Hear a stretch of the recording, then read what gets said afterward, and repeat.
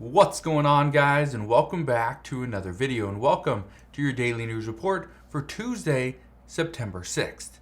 So we have a lot of stuff that we need to discuss in today's video. So if you have any questions on any of this stuff, please ask your questions down in the comment section below. But here's what we're going to discuss. First, the United States and the American citizens are not ready for what's coming. And what's coming is a partnership between Russia and China. I will address what's happening in just a minute. We also are expecting to see Congress.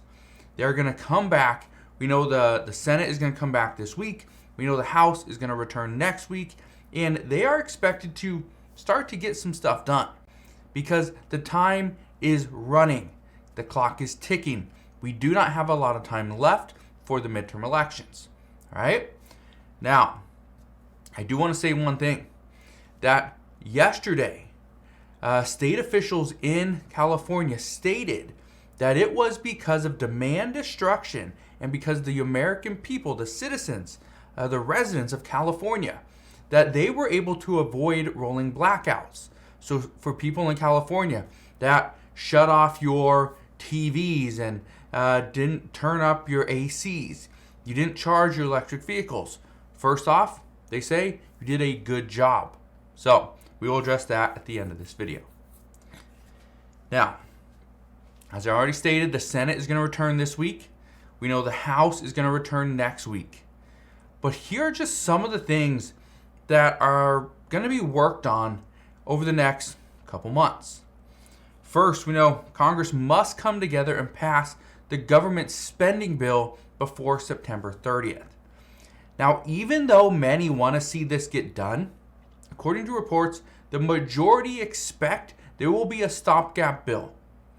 And it's going to come in because of a couple things. First, Republicans don't want to spend much money. Okay? They just don't. The second thing is Democrats do not want to go on record saying that, yes, they support billions more dollars for Ukraine or billions more for COVID or whatever.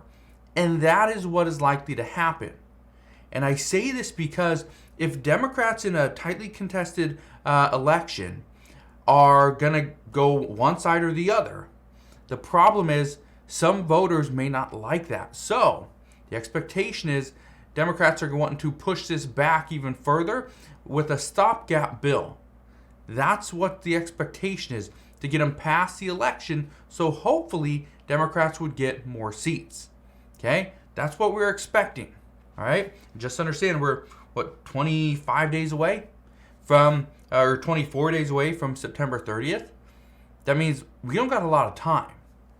Now, if we do see a stopgap bill, here's what is likely to be included. According to reports, there will be an $11.7 billion fund for Ukraine. And I know a lot of people are tired of seeing that. Why are we sending so much money to Ukraine? We need help here in the U.S., right? Well, there's also $22.4 billion to help fight COVID. Another $4.5 billion to prevent monkeypox, and then billions of more dollars for other things. So just keep this in mind. We got a long ways to go, and we got a lot of money that they're going to spend. Another thing that could be added to the stopgap bill is actually a permitting bill. And the problem with this is that Senator Joe Manchin, he would need to get, I believe, 10 Republicans on board with this bill because it has to have 60 votes. The problem there is Republicans are already upset with Senator Joe Manchin simply because he supported the Inflation Reduction Act. He voted in support of it. So they don't really want to vote with him because they were under the impression that he was not going to vote yes for the Inflation Reduction Act right before they went away on recess. So we'll see what happens there. But that's not all Congress must pass. Here's actually a list of some of the things that Congress is likely to look into before the midterm elections. And again, this doesn't mean that they're going to pass these. This doesn't mean they even have the support as of right now, but these are some of the things that they're going to look into. First, we got the stock trading bans. We got the national debt limit. Now, just keep this in mind. The national debt limit is not something that has to be really looked into before next year. But if Democrats are worried at all that they may not have the seats in the House or the Senate, well, they could address the national debt limit now so that they don't have to worry about it next year. Okay? So just keep that in mind. We also have the defense authorization, additional tax cuts, the Electoral Count Act, FDA legislation, and also marriage equality. These are all things that Congress will likely be looking at. So Congress is going to be busy. But as of right now, here's what I want you to understand. Adding more to their plate might not be in the cards. They might say, you know what, that's great. That's a great proposal. We will consider that next year, not this year. So if there's anything that you were hoping that might be addressed, just understand it might not be addressed this year. Okay? Now, I want to talk about something that I think many people have yet to even see, because this is still very recent. And that is that Russian and Chinese leaders, Vladimir Putin and Xi Jinping, they will likely meet sometime this month at a summit to try to finalize their partnership. You're probably thinking, well, what partnership does Russia and China have? Well, Russia and China are actually considering a major partnership, okay? And when this happens, not if, according to reports, experts believe when this happens, Europe and the United States are going to be forced to answer for their failed sanctions.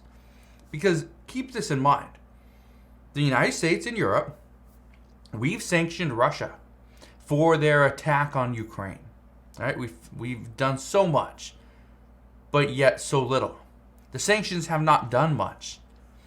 Well, yesterday we got word from Russia that they will not actually restart the Nord Stream 1 pipeline into Europe until Europe ends the sanctions against them. So Russia is telling Europe, if you do not end the sanctions against us, we are not going to send you oil. So if Europe doesn't do this, doesn't end these sanctions, they could face a very cold winter. They will likely see runaway inflation. And because of what was announced yesterday, with Russia not restarting the Nord Stream 1 pipeline, police are actually already worried and are expecting pretty much civil unrest. Now, reports this morning actually indicate that police are preparing for a tidal wave of crime. They were preparing for civil unrest as the cost of living bites this winter. And the police chief is drawing up plans as we speak to deal with an increase in shootings, burglaries, and online fraud, all of which is caused by the Russian energy war. That's not great news. Here's what's crazy about all this. And this is what we know is coming. We know crime is going to increase as inflation gets higher. This isn't something that, it's something new, something that we've never seen before. When the price of goods goes up, burglaries go up, theft goes up.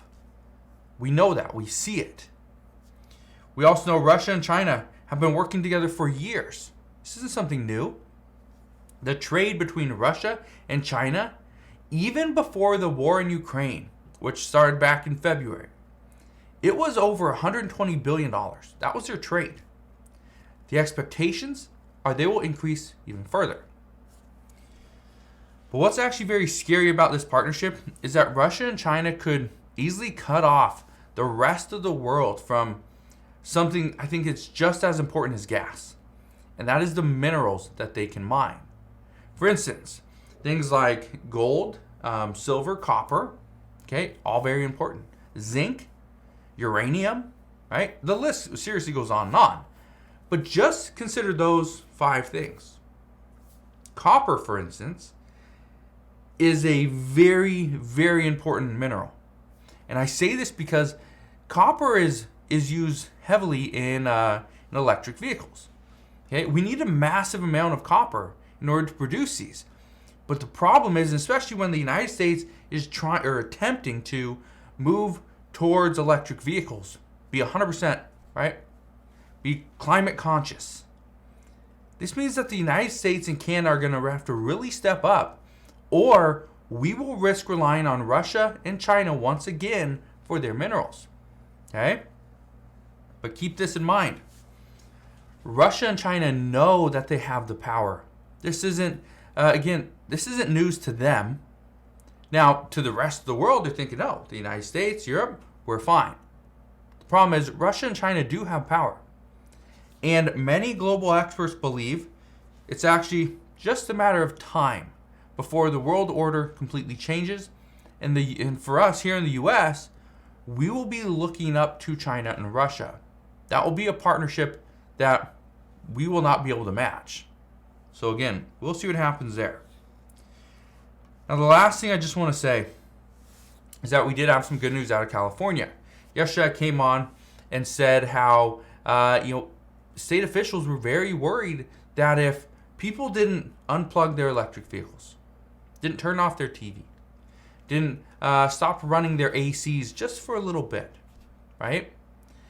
If they didn't shut off their pool pumps or their heat pumps to keep their pools hot and warm, then we would have had rolling blackouts all across California, and it could have impacted other parts of the country as well. Well, because of demand destruction, it actually helped California from rolling blackouts. Didn't see any. Now, state officials say that it's because of what residents did, because of their help or your help. Because if residents didn't actually step up and cause demand destruction within days, the state would have been dark. So, state officials say that you guys did it.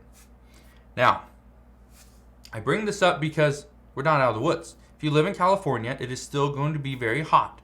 It's still going to be hot for another few days. So they're still saying when it gets very hot outside, especially if you're home, turn down your AC. Don't let it run all the time. Okay? Shut off the lights. Try to conserve as much energy as you possibly can. Okay? So that's what we know at this time. As always, as I know more, I promise I'll come back on and share all latest news and updates. Again, just want to thank you guys for watching. Have a wonderful rest of your day. Consider subscribing, and I'll see you guys on the next one.